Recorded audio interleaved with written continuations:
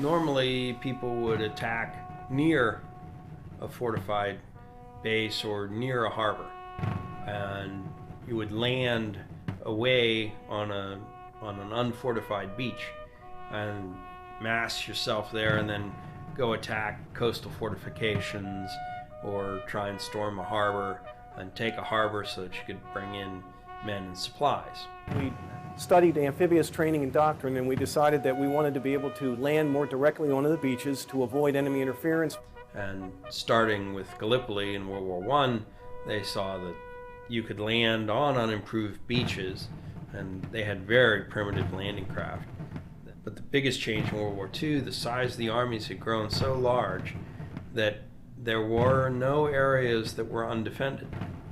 So while the idea of landing at a port like Dieppe, that disaster showed that ports were too heavily defended to try and capture. You would have to land on a beach, an unimproved beach, but even an unimproved beach was defended.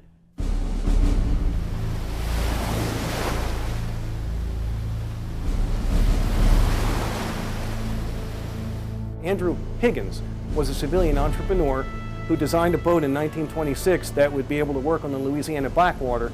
And one of the things he saw when he came to New Orleans was a need for a boat that was able to land on an unimproved shore. In this area we had a lot of oil and we had trappers.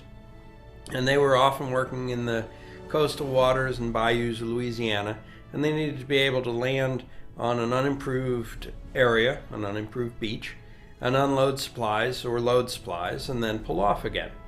And what you need on a boat to do that is turbulent water at the bow so that you can run in very shallow water, and you need nice still water at the stern so that the propeller doesn't cavitate. And he kept working on different designs and trying different things. And the story goes that one day his crew was building a boat and they'd pulled some braces out of the inside of the boat before they were supposed to. The hull shape warped, and Higgins was very mad at them, and he said, "Well, go ahead and finish it." And it turned out that that was a shape that lent itself to turbulent water at the bow and still water at the stern. And he improved on that and eventually built what he called his Eureka boat. And that was looks today more like a cabin cruiser.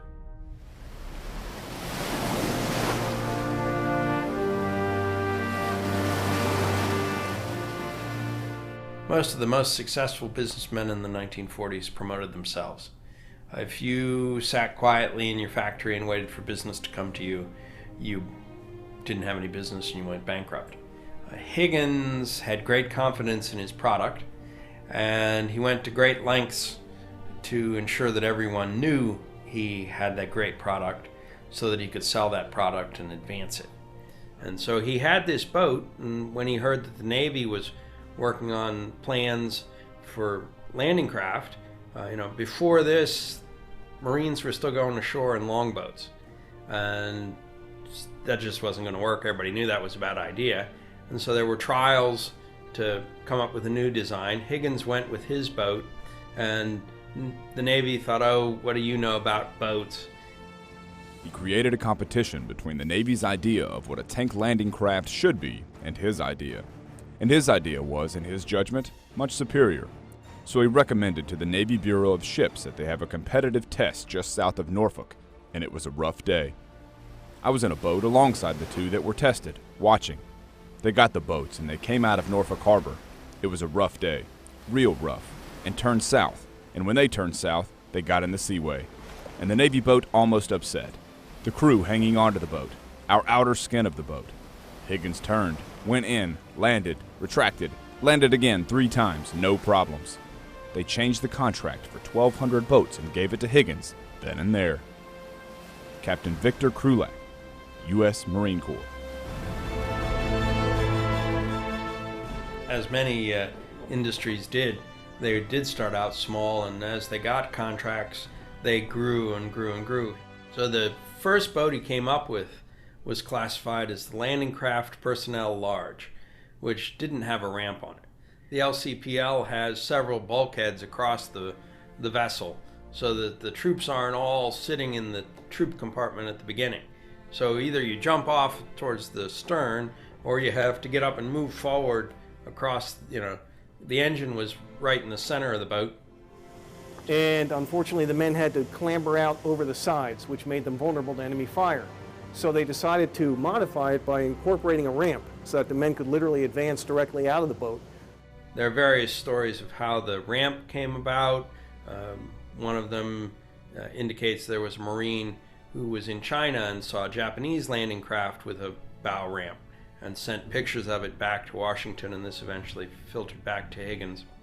And so eventually they do end up with the LCVP, Landing Craft Vehicle and Personnel, which is built with a bow ramp, and that's the classic Higgins landing craft. They were used all over the world. They were used in Africa. They were used in Europe. They even brought these kind of boats inland to cross the Rhine River into Germany. We use the LCVPs for a variety of missions, and one of them was logistics. We were able to use them from ship to ship, from ship to shore. We transported supplies, ammunition, food, medicine, fuel, casualties. We evacuated prisoners, civilians. We helped them with humanitarian assistance. When you look at World War II, there were more casualties in the 8th Air Force than there were in the United States Marine Corps. Of course, when a B-17 or B-24 is hit, it's headed down and everybody on board, sometimes 2 or 3 men would get off, but often the whole crew is lost. If 10 Marines hit the beach and a shell goes off near them, 2 or 3 might be killed and the rest might be wounded, but they can very quickly, in relative terms, very quickly be gotten off the beach and back to a hospital ship. LCVPs were actually fitted with a rack that was, it was 2x4s that fit in slots so that you could double deck the stretchers when they were bringing people off the beach. They could bring, of course, people who were mobile or stretchers. There was a lot of space inside. It was easy to load them through the ramp. And oftentimes they would go back either to hospital ships or LSTs. And LSTs, once they had dropped their loads of tanks or trucks or whatever, were set up to be hospital ships. They often contained extra doctors and things, with the understanding that they would be a portable hospital, provide early care, first on, and then when they were full, they would go back, in this case, to England or go back to some rear area. The LCVP made a great small barge, small lighter, self-propelled, lots of cargo space, could move material between ships, from ship to shore. We used to pick up supplies and bring it to the island, and they would put it in storage. And if a future ship needed any particular supplies, they would call it in, and they would put it in cargo nets and have it available when the ship arrived. And then they would put it in the landing craft, would bring it out to the particular ship that ordered it. They'd put a hook down, would hook up the net, they'd put it on the boat, ship, and when they completed, give us the net back, maybe pick up a second load, and that's how it was done.